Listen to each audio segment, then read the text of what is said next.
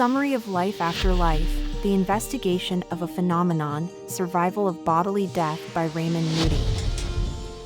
Raymond Moody's Life After Life is one of the seminal works that introduced the concept of near-death experiences, NDEs, to a wide audience, sparking widespread discussion about life after death.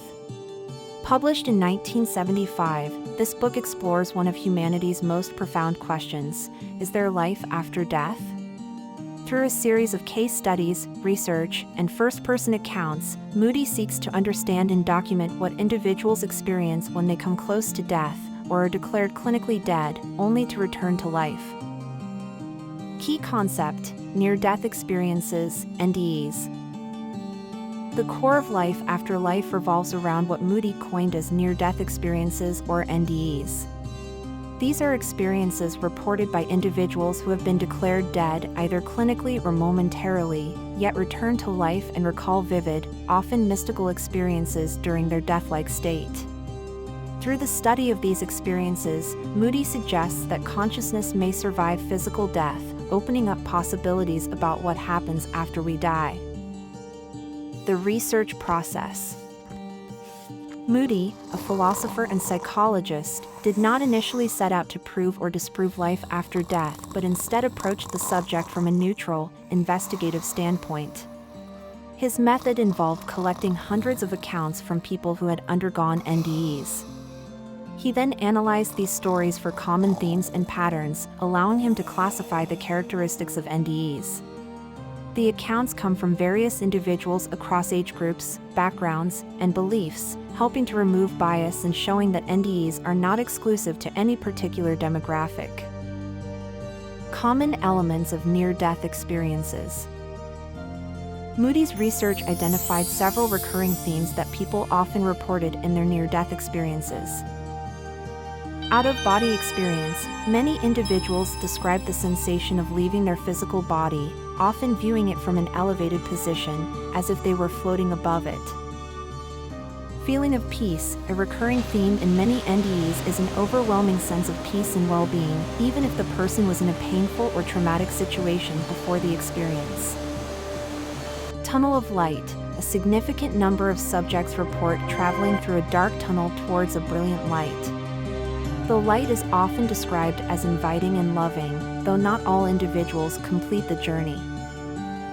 Encountering beings or figures. Some people report meeting deceased relatives or spiritual beings during their NDE. These beings are usually non-threatening and may guide the person or communicate telepathically. Life review. Another frequently mentioned element is the life review, a panoramic, often rapid, replay of one's life events. People report seeing their lives flash before them, reliving critical moments and understanding the significance of their actions. Reluctance to return. After experiencing the beauty and peace of the afterlife, many people report not wanting to return to their bodies. In some cases, they are told it is not yet their time, and they are sent back. The implications of NDEs. Moody cautiously presents these common themes, noting that while the similarities in accounts are compelling, they do not conclusively prove the existence of an afterlife. However, the consistency across so many different testimonies raises important questions. The findings challenge the assumption that death is the final end, and instead suggest that human consciousness might persist beyond physical death. Rather than claiming definitive proof of life after death, Moody proposes that these NDEs are phenomena worthy of scientific exploration. He stresses the need for an open-minded approach to studying death and consciousness, acknowledging that the experiences themselves are real to those who have had them, whether or not they conform to any existing scientific models. Philosophical reflections. Moody's work does not simply report the details of NDEs, it also engages with the philosophical implications of these findings. The book delves into the nature of human existence, the mind-body relationship, and the concept of time. If consciousness can indeed exist separately from the body, it might alter the way we view life itself. The linear narrative of life, from birth to death, could be seen as just one part of a larger continuum. This concept also raises questions about personal identity and whether it is tied to the physical body or transcends it. One significant theme that Moody explores is how the fear of death may be diminished for those who have had NDEs. Many of the people he interviewed describe a profound transformation in their attitudes towards death. They no longer fear it in the same way because they have experienced something beyond it. For these individuals, death is not a terrifying end but a passage to something more peaceful and meaningful. Skepticism and criticism. While Life After Life was groundbreaking and widely influential, it also attracted skepticism from the scientific community. Critics argue that NDEs may be the result of neurological processes, such as the brain's reaction to trauma or lack of oxygen, rather than evidence of an afterlife. Hallucinations, chemical reactions, or the brain's coping mechanisms could explain the sensations reported during NDEs, and thus, these experiences may not represent anything beyond physical processes. Moody acknowledges this skepticism and does not dismiss the possibility of neurological explanations. However, he suggests that such physiological explanations do not necessarily negate the significance of NDEs. Even if the experiences can be attributed to brain activity, their consistent nature across individuals and cultures still warrants further study. Moody advocates for a balanced approach, one that does not reduce the experiences to mere hallucinations but also does not jump to conclusions about life after death. The cultural impact of life after life.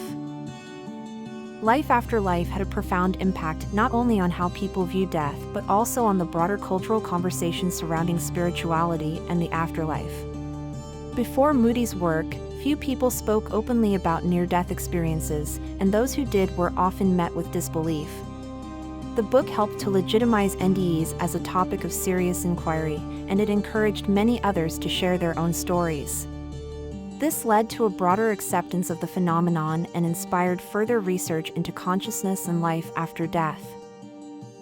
Moody's work has since influenced a wide range of fields, from medicine to philosophy to religious studies.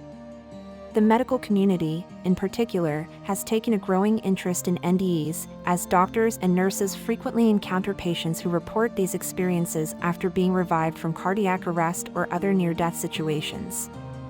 Life After Life has also influenced popular culture, with NDEs appearing in books, films, and television shows. Conclusion. Raymond Moody's Life After Life is a pioneering exploration of near-death experiences and the possibility of life after death. Through extensive research and first-hand accounts, the book introduces readers to a fascinating phenomenon that challenges traditional notions of death and consciousness. Moody's work raises profound philosophical questions about the nature of existence, the mind-body connection, and what happens after we die. While the book does not offer definitive answers, it opens the door to further exploration and invites readers to consider the possibility that death may not be the end, but rather a transition to a new phase of existence. The enduring legacy of Life After Life is its contribution to the ongoing conversation about the afterlife, inspiring countless individuals to reflect on their own mortality and the mysteries of what lies beyond.